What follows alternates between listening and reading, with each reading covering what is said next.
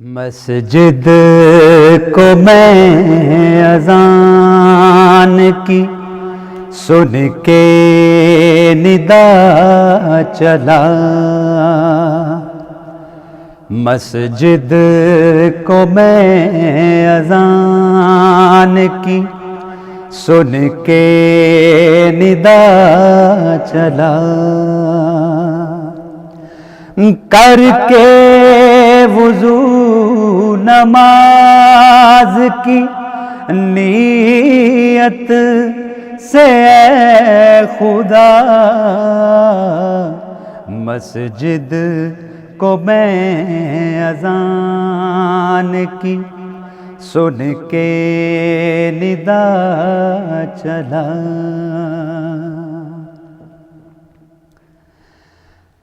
پروردگار حمد کروں تیری اس طرح، پروردگار حمد کروں تیری اس طرح، جیسے جگہ جگہ پہ محمد نے ہے کہا، مسجد کو میں اذان کی سن کے ندا چلا،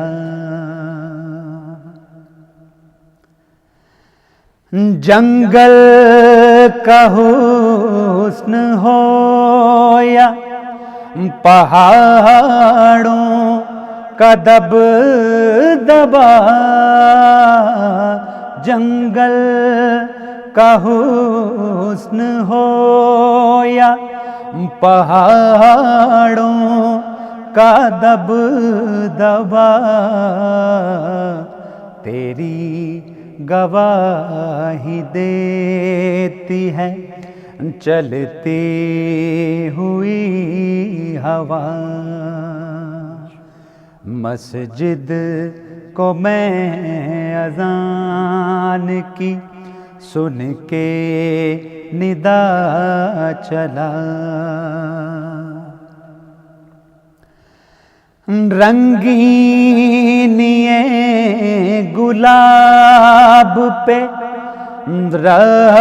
رکاس تتلیاں، رنگینیے گلاب پہ رکاس تتلیاں، مشغول حمد و نعت و مناجات کبریا، مسجد کو میں اذان کی سن کے ندا چلا،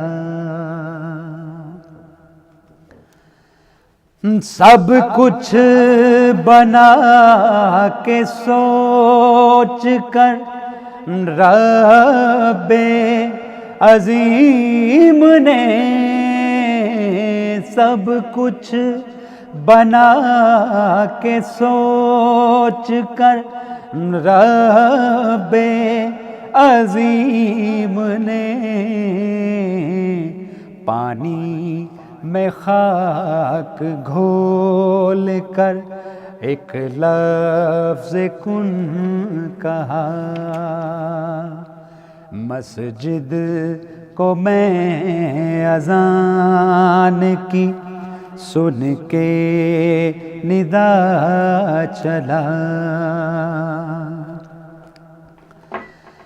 جس سمت بھی نگاہ کرو گے تو پاؤ گے، جس سمت بھی نگاہ کرو گے تو پاؤ گے، وہ کون سی جگہ ہے جہاں پر نہیں خدا، مسجد کو میں اذان کی سن کے ندا چلا، دنیا میں حکمران ہوا ظلم چار سو، دنیا میں حکمران ہوا ظلم چار سو، پروردگار ہادی مہدی کو بھیجنا، مسجد کو میں اذان کی سن کے ندا چلا، اے ذات کبریا میں بڑا گناہگار ہوں، اے ذات کبریا میں بڑا گناہگار ہوں، تو شان کو گناہوں کی دلدل سے لے بچا،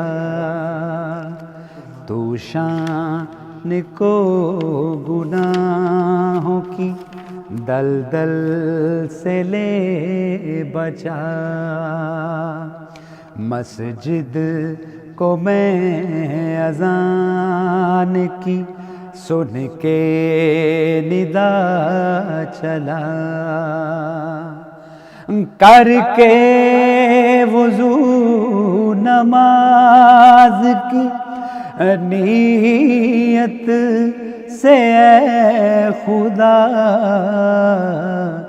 مسجد کو میں اذان کی سن کے ندا چلا،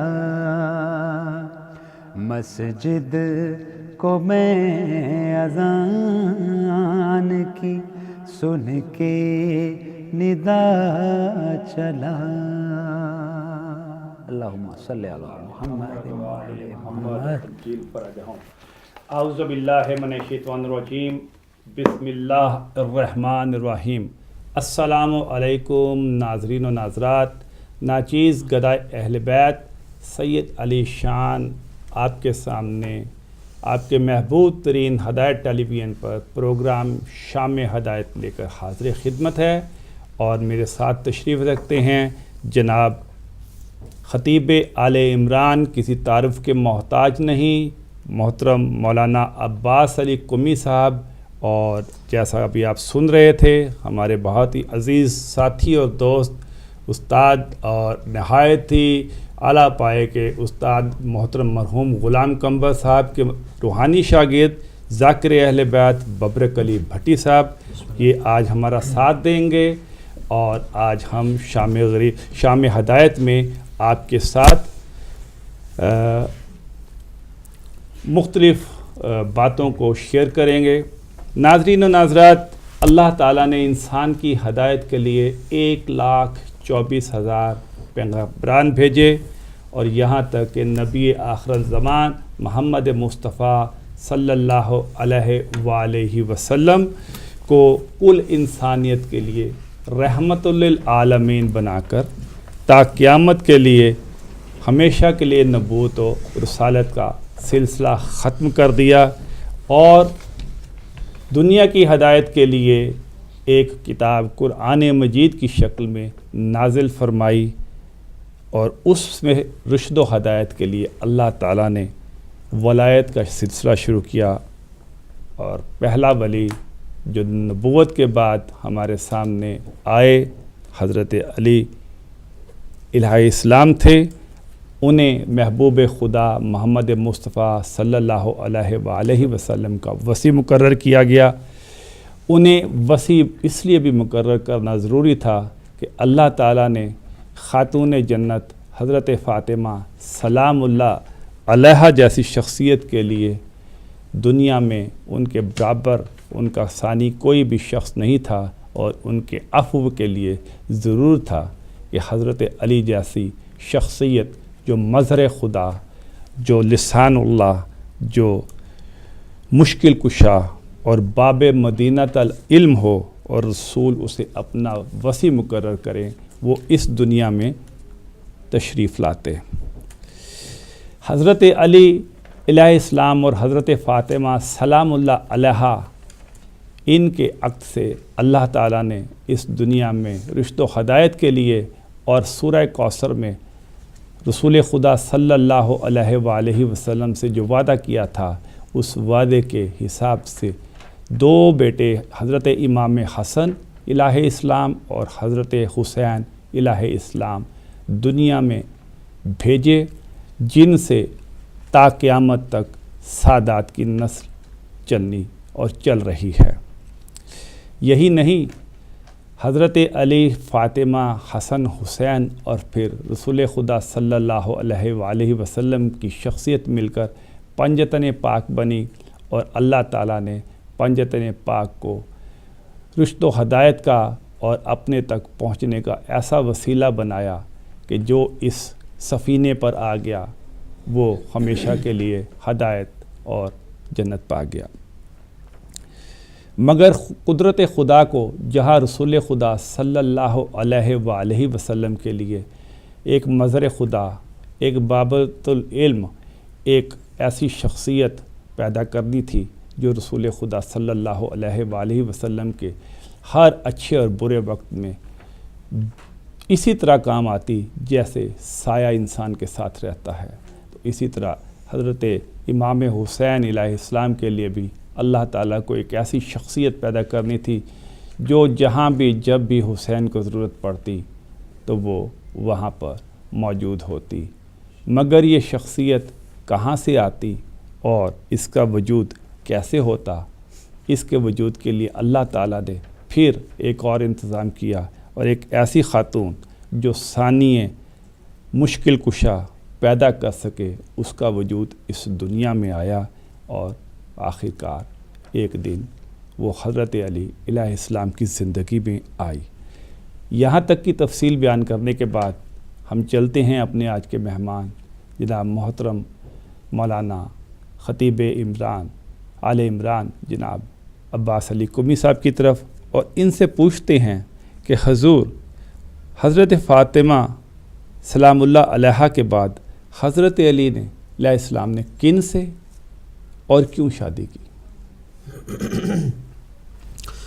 اعوذ باللہ من الشیطان الرجیم، بسم اللہ الرحمن الرحیم، الحمدللہ وکفا وسلام علی عبادہ الذین اصطفیٰ، خصوصاً علی ابی القاسم محمد المصطفیٰ محمد وآلِ محمد واہل بیتہ الطیبین الطاہرین الشرفاء۔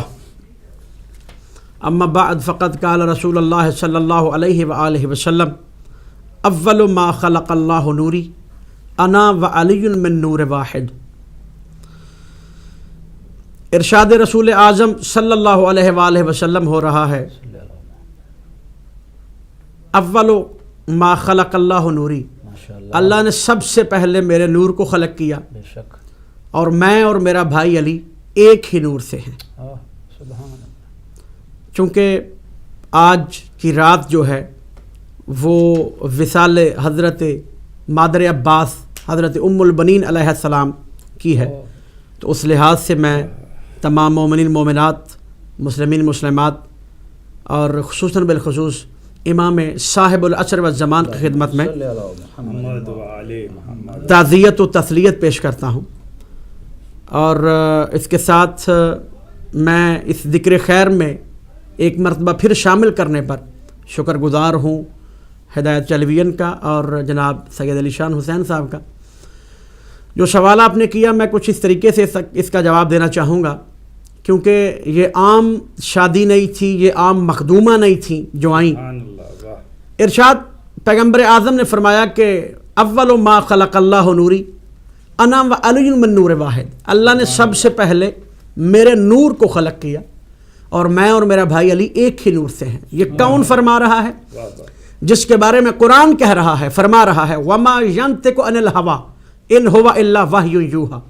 میرا حبیب اس وقت تک نطق ہی نہیں کرتا جب تک میں وحدہ لا شریک کی وحی نہ آ جائے. لبوں کو جنبش ہی نہیں دیتا. اللہ فرمانا یہ چاہتا ہے کہ جو میرا محمد کہتا ہے وہی میں کہتا ہوں.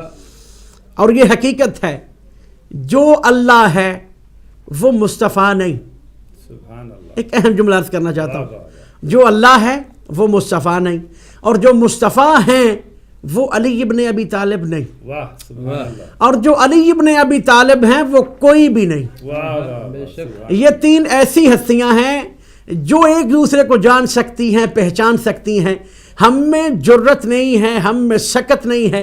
ہم اللہ تو کیا، ہم پاک مصطفیٰ تو کیا، ہم پاک مصطفیٰ صلی اللہ علیہ وآلہ وسلم کے چھوٹے بھائی علی ابن ابی طالب کی معرفت حاصل کر سکتے. معرفت کے حوالے سے ایک جملہ عرض کرتا چلوں.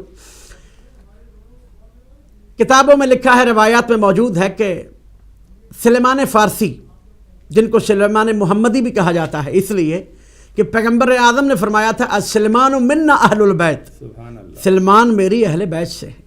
اور اہل بیت وہ ہیں جن کی گارنٹی، طہارت کی گارنٹی، طہارت کا وعدہ خود خدا نے کیا تھا کہ میں نے ان کو پاک رکھنا ہے، اور ایسے پاک رکھنا ہے جیسے پاک رکھنے کا حق ہے.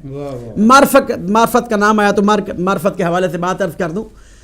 وہ مسجد سے نبوی سے نکل رہے تھے، یا دو بڑے نامور اس وقت کے بزرگ جید صحابی جو تھے وہ سامنے سے آ رہے تھے. انہوں نے کہا سلمان مسجد میں کون ہے؟ تو سلمان نے کہا ایک اللہ کے نبی ہیں اور ایک وہ ہیں جن کو میں کما حقہ ہوں نہیں جانتا. تو جب وہ دو بزرگ مسجد میں پہنچے، انہوں نے آ کے دیکھا کہ ایک تو پاک مصطفیٰ صلی اللہ علیہ وآلہ وسلم موجود ہیں اور دوسرے علی ابن ابی طالب موجود ہیں. اب انہوں نے نماز کا ارادہ ترک کیا، سیدھا پاک مصطفیٰ کے پاس آیا، آ کے کہا یا رسول اللہ، آپ کہتے ہیں سلمان ہماری اہل بیت سے ہے، آج کیا جھوٹ بول دیا سلمان نے؟ ہم نے پوچھا مسجد میں کون ہے، سلمان نے کہا ایک نبی اعظم ہیں اور دوسرے کو میں نہیں جانتا. تو کیا وہ علی کو نہیں جانتے؟ تو پیغمبر نے مسکرا کے کہا اس کا جواب خود سلمان ہی دے گا کہ اس نے کیوں ایسے کہا. سلمان کو بلایا گیا، کہا سلمان تم نے ایسا کیوں کہا؟ تو سلمان نے کہا یا رسول اللہ، کیا آپ نے خود نہیں فرمایا یا علی ما عرفک الا اللہ و انا، یا علی تجھے کوئی نہیں پہچان سکتا مگر یا اللہ پہچان سکتا ہے یا میں مصطفیٰ پہچان سکتا ہوں. تو یا رسول اللہ، نہ میں اللہ ہوں نہ میں محمد مصطفیٰ ہوں، میں کیسے جانوں علی کیا ہے؟ تو میں نے تو یہی کہا تھا کہ مسجد میں یا پاک مصطفیٰ ہیں، اللہ کے نبی ہیں، یا وہ ہیں جن کو میں کما حقہ ہوں نہیں جانتا. تو جن کو میں کما حقہ ہوں نہیں جانتا تو میں نے یہی کہا ہے. تو عرض یہ کرنا تھی کہ جو علی ابن ابی طالب کو نہیں پہچان سکتا وہ پاک مصطفیٰ کو کیا جانے گا، وہ خدا کو کیا جانے گا. پاک مصطفیٰ نے فرمایا انا و علی من نور واحد، میں اور علی ایک نور سے ہیں. ماشاءاللہ ماشاءاللہ. اور ان ہستیوں کی جو ازواج ہیں وہ بھی کوئی عام نہیں، لیکن ان میں شرط موجود ہے. تاریخ میں، روایات میں، حتیٰ کہ قرآن پاک میں ملتا ہے کہ انبیاء کی ازواج بھی انبیاء کے تابع نہ رہیں، جیسا کہ حضرت نوح علیہ السلام کی زوجہ، جیسا کہ حضرت لوط علیہ السلام کی زوجہ. فقط زوجہ ہونا کافی نہیں. تو فرق بتانا چاہتا ہوں میں، چونکہ ازواج علی پہ بات ہو رہی ہے. پیغمبر اعظم نے جو شادیاں کی 9 یا 11، تاریخ میں واضح طور پہ لکھا ہے کہ تمام شادیوں میں پیغمبر اعظم نے فقط خواستگاری جناب خدیجہ الکبریٰ کی تھی. سبحان اللہ. اس کے علاوہ کوئی زوجہ، چاہے وہ کتنی عمر کی ہو، کواری تھی یا بیوہ تھی، پیغمبر نے خواستگاری نہیں کی. خود گھر میں آ کے دیتے رہے. جب گھر میں آ کے دی تو وہ رحمت للعالمین تھے، وہ منع نہیں کر سکتے تھے. کیا کہتے منع کرتے؟ جب دیا گیا، گھر میں آ کر رشتے دیے گئے تو پیغمبر نے قبول کیے. یہ میں نے بات اس لیے کی، جیسے پاک مصطفیٰ صلی اللہ علیہ وآلہ وسلم ہیں ایسے ہی علی ابن ابی طالب ہیں. جیسے وہ معصوم ہیں ویسے یہ معصوم ہے. فرق صرف یہ ہے کہ علی نہ رسول ہیں نہ نبی ہیں، پیغمبر اعظم نبی بھی ہیں، رسول بھی ہیں، لیکن معصوم جیسے پاک مصطفیٰ ہے ویسے علی ابن ابی طالب ہیں۔ ایسے ہی بالکل جیسے پاک مصطفیٰ نے خواستگاری فقط خدیجہ الکبریٰ کو کی تھی، اسی طرح علی ابن ابی طالب نے خواستگاری جناب فاطمہ زہرا سلام اللہ علیہا کی تھی۔ اور اس کے بعد جہاں میں آنا چاہتا تھا، اس کے بعد جناب فاطمہ زہرا سلام اللہ علیہ کے بعد جو خواستگاری امام علی علیہ السلام نے کی وہ جناب ام البنین علیہ السلام کے لیے تھی۔ سبحان اللہ۔ حضرت ام البنین ایسی ہستی ہیں، ان کی یہ فضیلت ہے کہ علی ابن ابی طالب جیسی ہستی ان کو شادی کے لیے خواستگاری کر رہی ہے، اور فقط علی ابن ابی طالب نہیں بلکہ پاک مصطفیٰ صلی اللہ علیہ وآلہ وسلم نے فرمایا تھا، بلکہ خود عصمت کبریٰ کی وارث سیدہ فاطمہ الزہرا سلام اللہ علیہا نے فرمایا تھا، اور وصیت کی تھی یا علی میرے بعد شادی کرنا، اور جس سے شادی کرنا وہ میری ہم نام ہوگی، یہ وصیت میں موجود ہے۔ اور جو وصیت پاک بی بی نے کی تھی، 3 وصیتوں کا ذکر کر دوں چلتے چلتے، چونکہ ایام فاطمیہ ابھی گزرے ہیں اور آگے وہ دن آ رہے ہیں۔ وصیتوں میں سے پہلی وصیت یہ تھی، جناب سیدہ سلام اللہ علیہ نے فرمایا کہ قیامت تک میرے نسل میں آنے والے سادات کو میرا سلام۔ سبحان اللہ۔ اب یہ سادات جو ہیں وہ سوچ لیں کہ ان پہ کیا ذمہ داری عائد ہوتی ہے۔ عصمت کبریٰ کی وارث خود سلام بھیج رہی ہیں۔ اور دوسری وصیت، یا علی مجھے رات کو دفن کرنا اور میرے جنازے پہ کسی کو مت آنے دینا، یہ ایک بہت بڑا راز ہے، یہ پھر انشاءاللہ کبھی اس پہ بات کریں گے۔ اور تیسری وصیت، یا علی میرے بعد شادی کرنا، یہ وصیت تھی، اور وصیت پہ عمل کرنا ضروری ہوتا ہے۔ جناب ام البنین علیہ السلام کو لانا، خواستگاری کرنا فقط علی ابن ابی طالب کی نہیں تھی، بلکہ جناب سیدہ زہرا سلام اللہ علیہا اور خود رسول اللہ صلی اللہ علیہ وسلم اور پاک سیدہ فاطمہ زہرا سلام اللہ علیہ نے فرمایا، یا علی جس سے تم شادی کرو گے اس کا نام فاطمہ ہوگا، اور اس کے بطن سے جو بیٹا پیدا ہوگا وہ میرا بیٹا ہوگا، اور جو اس کے بطن سے بیٹا پیدا ہوگا، جناب سیدہ روایت فرماتی ہیں، یا علی میرے بابا رسول اللہ صلی اللہ علیہ وآلہ وسلم نے فرمایا ہے کہ اس کا نام عباس رکھنا۔ سبحان اللہ۔ تو اس لیے شادی کی وصیت موجود تھی، لیکن یہ فضیلت جناب ام البنین علیہ السلام کی اپنی جگہ پہ موجود ہے کہ جناب سیدہ سلام اللہ علیہ کے بعد علی نے خود خواستگاری کی تھی فاطمہ کلابیہ سے شادی کی، جنہوں ان کا نام تھا۔ ماشاءاللہ صاحب، بہت خوبصورت، آپ نے اتنا وسیع اور اتنا جامع جواب دیا ہے حضرت علی علیہ السلام کی شادی کا، جو انہوں نے حضرت فاطمہ سلام اللہ علیہا کی خواہش پر ان کی وفات کے بعد کی۔ تو ناظرین، بریک کا وقت ہوا چاہتا ہے، بریک کے فوراً بعد حاضر ہوں گے، اس نہایت اہم اور دلچسپ موضوع پہ مزید گفتگو کریں گے۔ ٹیلی فون کی لائنیں بھی کھول دی جائیں گی اور ہم آپ کو دعوت دیں گے کہ وہ آپ اس میں شریک ہوں۔ ذکر ہو رہا ہے وفا کے بادشاہ، وفا کے شہزادے حضرت عباس الہ اسلام کی والدہ ماجدہ حضرت بی بی ام البنین کا، جنہوں نے عباس جیسا شہزادہ ہمیں عطا کیا۔ تو بریک کے بعد آپ کے خطیات کے لیے اس گفتگو کو آگے بڑھانے کے لیے حاضر ہوں گے۔ تو چلتے ایک مختصر سے وقفے کی طرف۔